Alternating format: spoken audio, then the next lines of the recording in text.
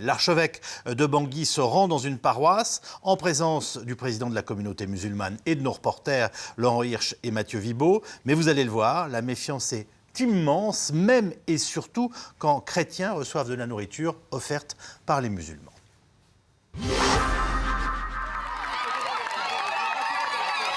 C'est une visite exceptionnelle.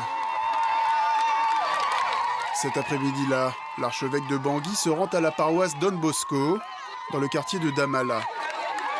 Face à ce visiteur de la plus haute importance, certains fidèles jettent des morceaux de tissu au sol, comme pour lui dérouler le tapis rouge. Aux côtés de l'archevêque, l'imam Oumar Kobiné Layama, président de la communauté islamique centrafricaine. Ensemble, les deux hommes viennent délivrer un message de paix et de dialogue interconfessionnel. Don Bosco, on ne vous a pas oublié. C'est Dieu qui a voulu notre rencontre aujourd'hui. Si quelqu'un sur terre vous a abandonné, Dieu, lui, ne le fera jamais.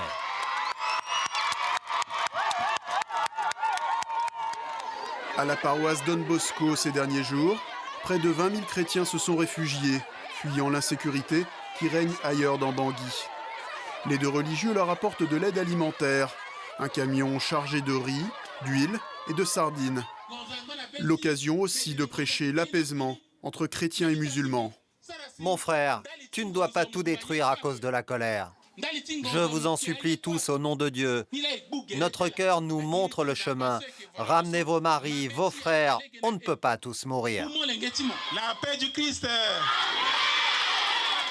C'est maintenant au tour de l'imam de parler, introduit avec précaution par l'archevêque.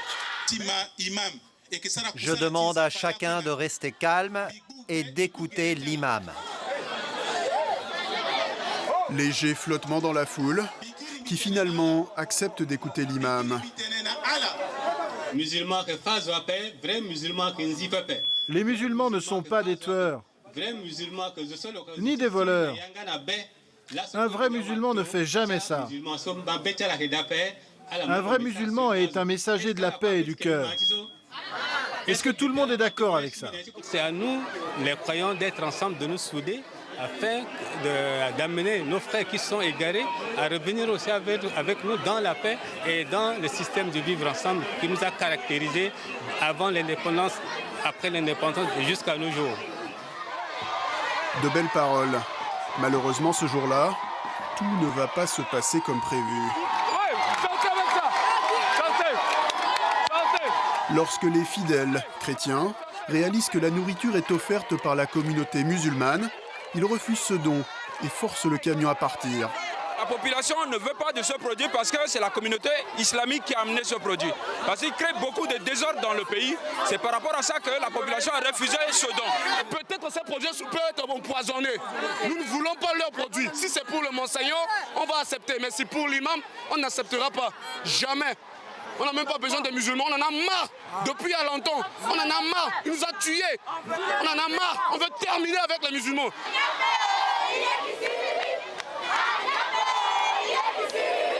Depuis le mois de mars, à Bangui, 6 églises ont été profanées. Ces 13 derniers jours, 6 mosquées ont à leur tour été incendiées.